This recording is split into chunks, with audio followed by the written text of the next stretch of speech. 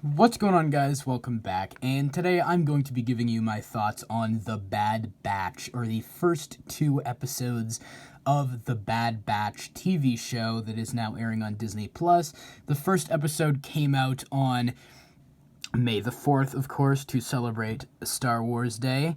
And the second one came out today while I'm filming this on May 7th. And now we have two episodes to talk about. The first one was an hour and 15 minutes long, and the second one was only 30 minutes long, so considerably shorter. But I just wanted to kind of give you my thoughts. I didn't really write down any notes, or I didn't write a script for this, so this is just unscripted, my personal thoughts, having just come off the second episode and the premiere episode, which I also rewatched in preparation for the second one. And I'm really liking the show so far, actually, more than I thought I would. I was kind of looking forward to it, although I was slightly concerned by some of the directions they may take, because I have watched a lot of Clone Wars now, and I watched the Bad Batch arc from the Clone Wars Season 7, and I wasn't a big fan of that arc. I thought it was one of the weaker ones of the overall series, at least out of the ones that I watched. And I found the Bad Batch characters considerably unlikable. I didn't like that they were basically picking on characters that we like Jesse and Rex and Commander Cody. I just didn't like the way they treated their fellow clones and the characters that we've grown to love.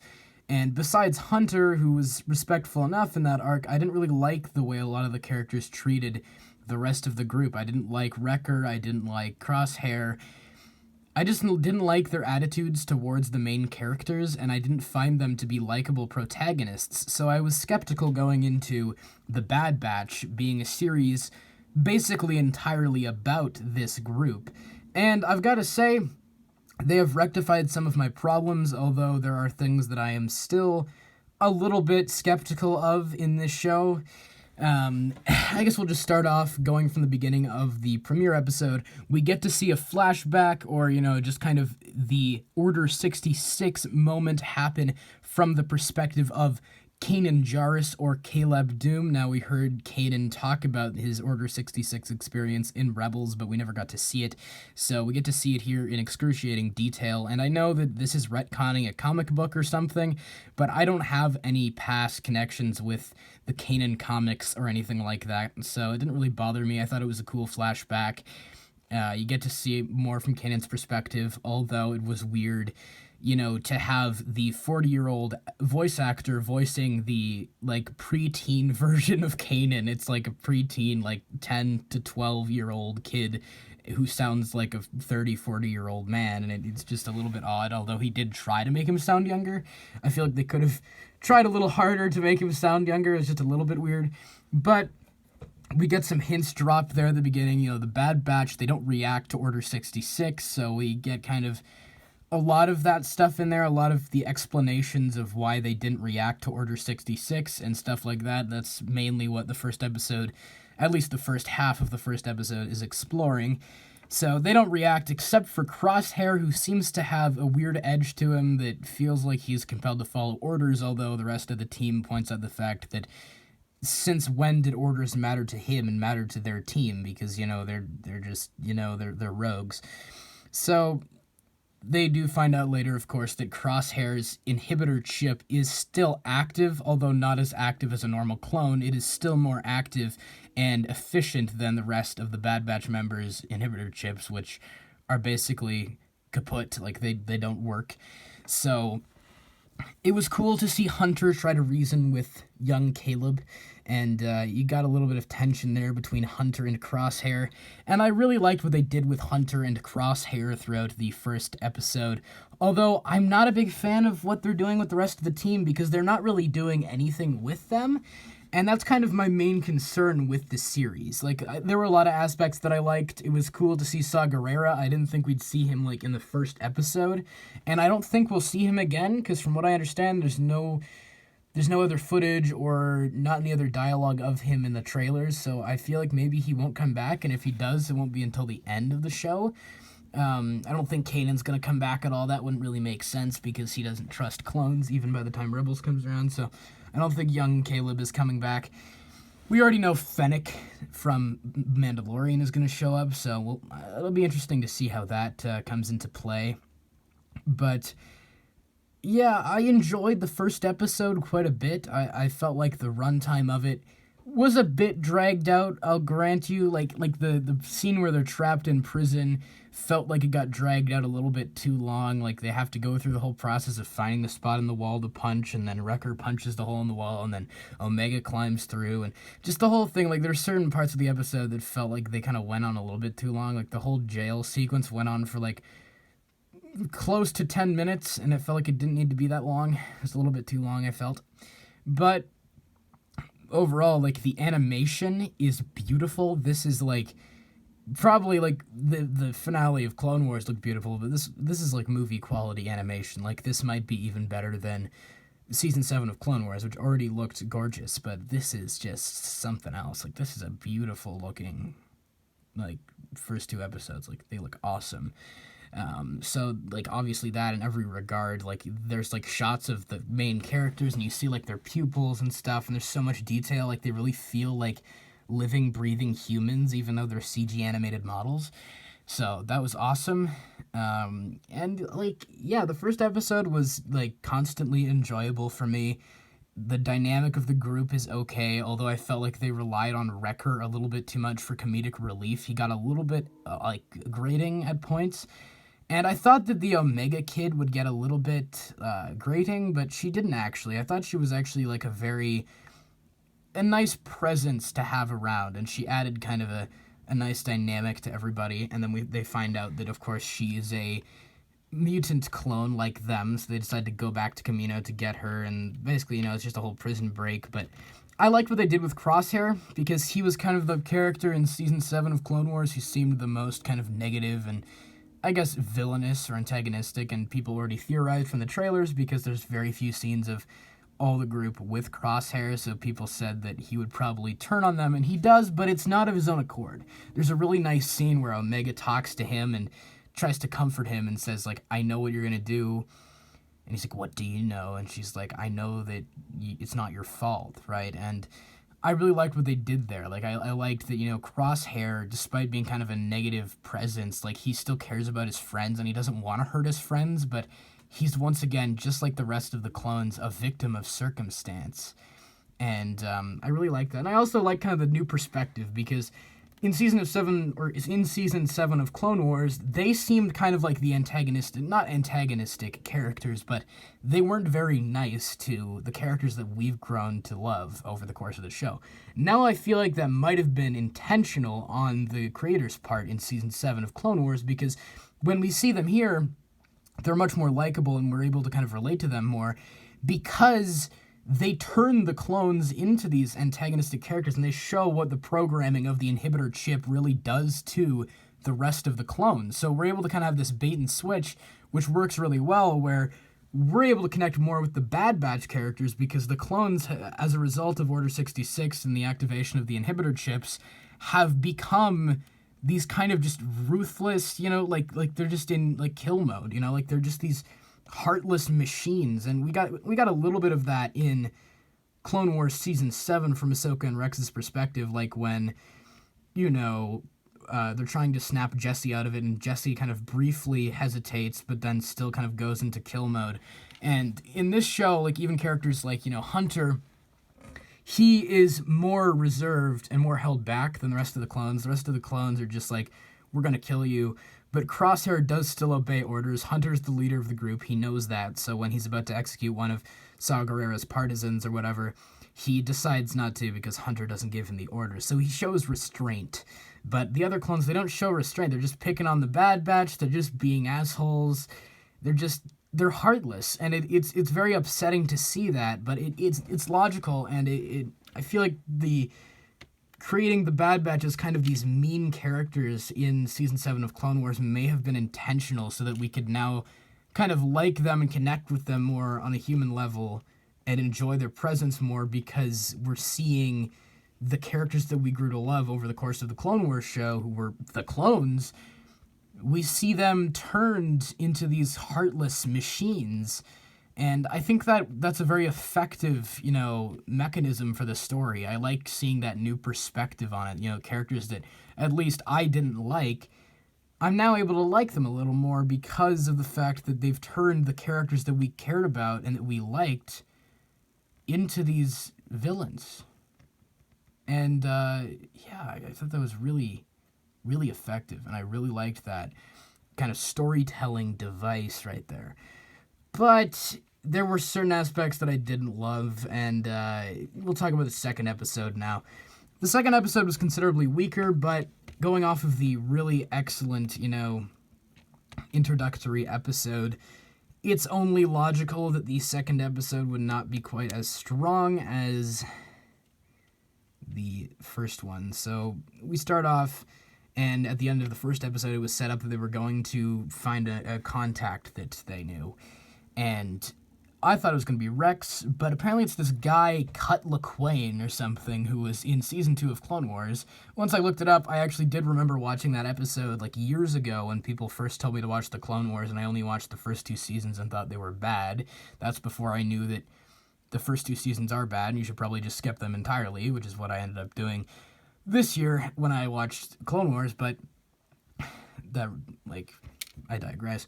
I completely forgot about that character. I was like, oh, it's this guy. So I don't have many fond memories of that character. I think he was only in 1 episode, so I don't know if we're supposed to really like him that much, but he shows up, and we get some nice messages about family and stuff, and they basically just go there, and it doesn't really feel like much happened in the episode.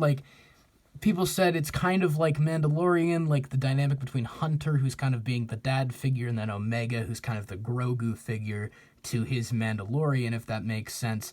But I don't think that dynamic works nearly as well as the dynamic between Mando and Grogu.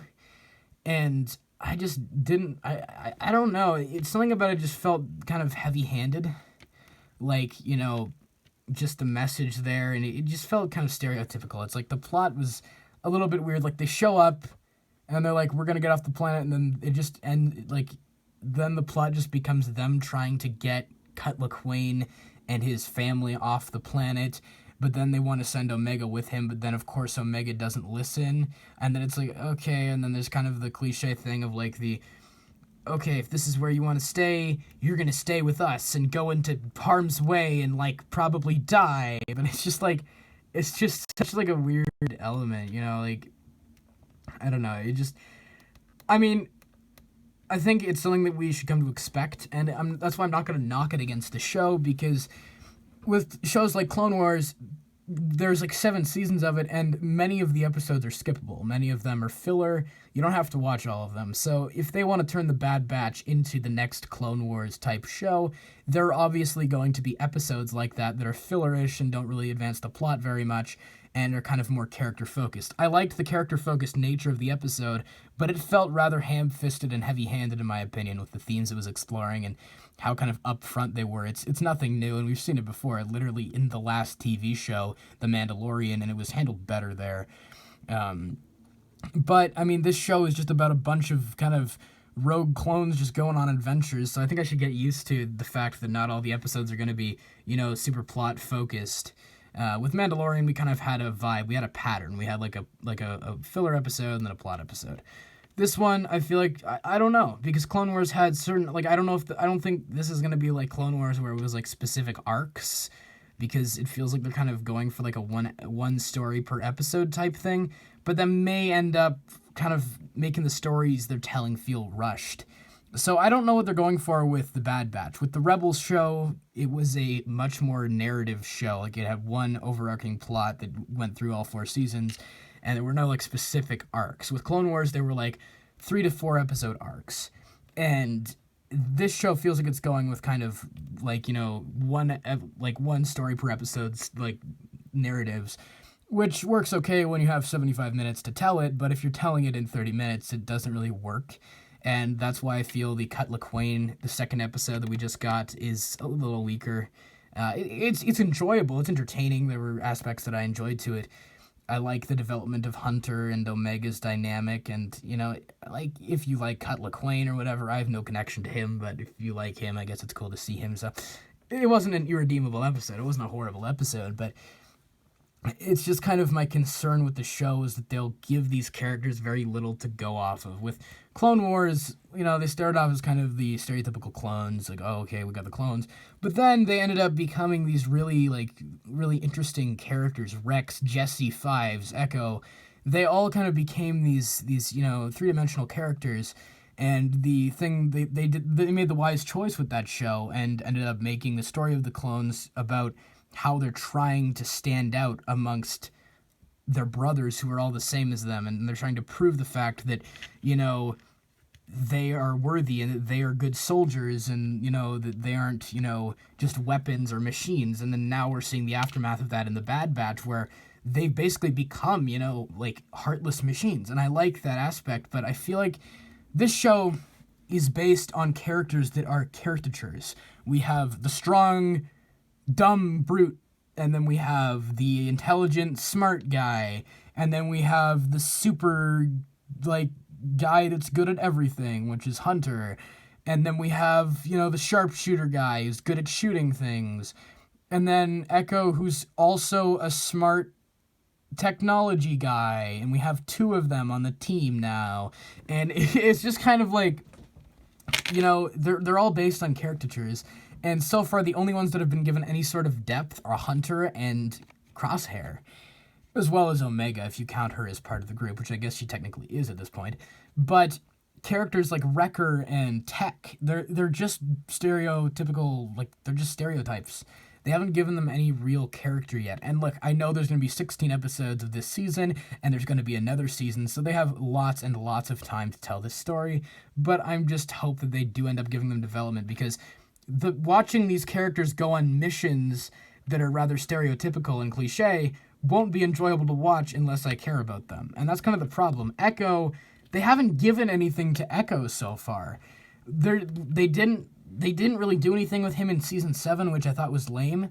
And they have him join the Bad Batch, and now I feel like that might have been a poor decision, because they've given him nothing so far. It would have kind of added a level of tragedy if maybe he escaped from the Techno Union and then got killed in Order 66 with Rex and Ahsoka or something like that, and it would have been like he gets out of the frying pan but goes right back into the fire and dies.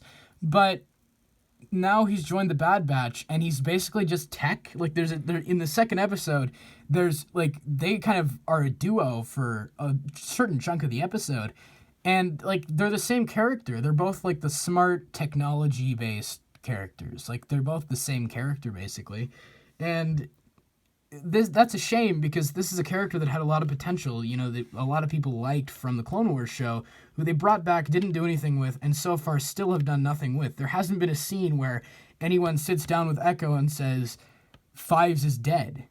We even see the droid that was in the Fives Order 66 arc from Clone Wars appear in the med bay in the first episode of the Bad Batch, but there's no scene where anyone talks to Echo, and there's a lot of interesting things you could do with Echo, like the idea that he escaped from, this torturous place where he was used as a computer, basically. He was just a battery, and he became this shriveled, pale thing, as Tech says, more machine than man, but in a way that saved him from a worse fate, literally becoming just a mindless, heartless machine, which all the other clones have become. His brothers have become these heartless, machines, and he escaped what he thought was that, but ultimately escaped something even worse. But they haven't explored anything like that so far. They could have explored that in Clone Wars. They didn't. They could explore it here. Maybe they will. But there hasn't been any emotional impact with that character, and it's why? There's so much you could do with Echo, after everything he's been through in the Clone Wars, and when they bring him back, he's just the same old character, except he looks a bit more pale, and it's kind of lame. It makes me feel why did you bring him back? Maybe he should have just stayed dead after the Citadel arc from Clone Wars, because you've done nothing with him. It would have added a layer of tragedy, like I said, if he came back only to die in Order 66, but he joins the Bad Batch, and now he's basically just Tech. They're the same character. He and Tech are the same character. So that's my main concern with the show, is that, I know they have, 14 more episodes in this season and another season to explore these characters, but I won't be able to get invested in their, cliche missions or kind of, stereotypical like missions if I don't care about them. And the only characters that I really care about on any level so far are Hunter and Crosshair. And Crosshair didn't even appear in the second episode. So they really need to kind of flesh out these characters more and give them, something to go off. Like Echo is a character that has so much potential that they just haven't tapped into yet. And I find that very strange. So that's my main concern with the show. So far, I found it very entertaining. I like some of the concepts they're exploring, and Dave Filoni's behind it, and they tapped into so many interesting themes with Clone Wars. And I'm sure they'll do that again with this. Like I said, I don't know how long they're planning on making this show. We already know there's another season planned, so it will at least be 2 seasons. At the very least, it'll be 2 seasons. And maybe it'll be like Clone Wars. Maybe it'll take a season or 2 to really get good or something like that. Or maybe it'll take like a season to get really good. It's like Clone Wars took a while to get its groove, like to get it, its stride. So maybe it'll be similar with the Bad Batch. But so far, I'm really enjoying it. The animation is beautiful. Some of the themes they're exploring are interesting. I just hope that they don't waste the potential with characters like Echo, who they've just kind of been squandering so far, and he's had nothing to do. And it's in that respect, there are certain disappointments that I have, but I think this show has a lot of potential, and it's yet another solid Star Wars product that's coming out. I don't know if I'll review every episode. I might review them in chunks, like maybe in 3 weeks I'll review the next 3 episodes or something like that, and we'll keep going like that until the end of the show. Let me know if you like to see something like that, because I can't talk about all 16 in one video, so I just thought I'd give you my thoughts on the first 2 episodes of The Bad Batch. Like I said, very entertaining, very enjoyable, interesting themes being explored, but there is potential here that I feel like they may squander, and I'm concerned that they will squander. But once again, I have faith in Dave Filoni. He's a pretty good creative mind, despite some missteps that he made with The Mandalorian, but he's a very, great, creative mind to have behind this. And, Clone Wars was George Lucas's concept. Now we're getting to see a strictly Dave Filoni concept, and I'm looking forward to seeing what they're going to do. So, you guys, please let me know all your thoughts in the comments below. What do you think of the first 2 episodes of The Bad Batch? Do you agree with me? Do you disagree? Whatever your thoughts are, please let me know them all in the comments below. And of course, as always, I hope you guys have a great day. Take care.